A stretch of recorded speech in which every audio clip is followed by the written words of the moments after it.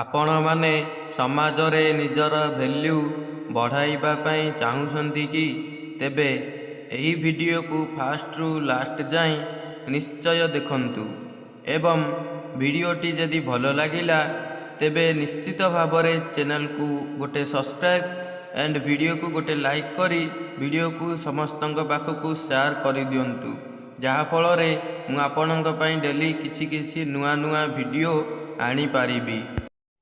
Number 1, ଅନ୍ୟମାନଙ୍କ ଆଗରେ କେବେ ହେଲେ ନିଜର ପ୍ରଶଂସା କରନ୍ତୁ ନାହିଁ, କାରଣ ଏହା କରିବା ଦ୍ୱାରା ଆମର ଭ୍ୟାଲ୍ୟୁ ସେଠାରେ କମ୍ ହୋଇଯାଇଥାଏ ଆଉ ଅନ୍ୟ ଲୋକର ଭ୍ୟାଲ୍ୟୁ ଅତି ଶୀଘ୍ର ବଢ଼ିବାକୁ ଲାଗିଥାଏ।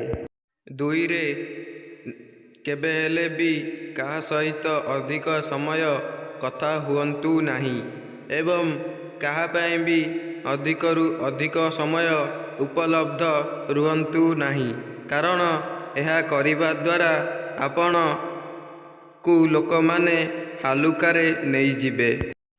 ନମ୍ବର 3, ଗୋଟିଏ ସଫଳ ବ୍ୟକ୍ତିର ପରିଚୟ ଅଧିକ ହୋଇଥାଏ ଏବଂ ଗୋଟିଏ ଅସଫଳ ବ୍ୟକ୍ତିର ପରିଚୟ ଦୁନିଆରେ ସବୁଠାରୁ କମ୍ ହୋଇଥାଏ।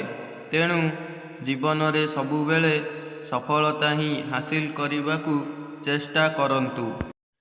ନମ୍ବର 4, ନିଜକୁ ସବୁବେଳେ ଉତ୍ତମ ବନାନ୍ତୁ ଏବଂ ନିଜର ଦୁର୍ବଳତା ପ୍ରତି ଦୃଷ୍ଟି ଦେଇ ସେଥିରେ ସୁଧାର ଆଣନ୍ତୁ, କାରଣ ଗୋଟିଏ ଉତ୍ତମ ବ୍ୟକ୍ତିର ପରିଚୟ ଗୋଟିଏ ଭଲ ଗୁଣ ଠାରୁ ଅଧିକ ହୋଇଥାଏ।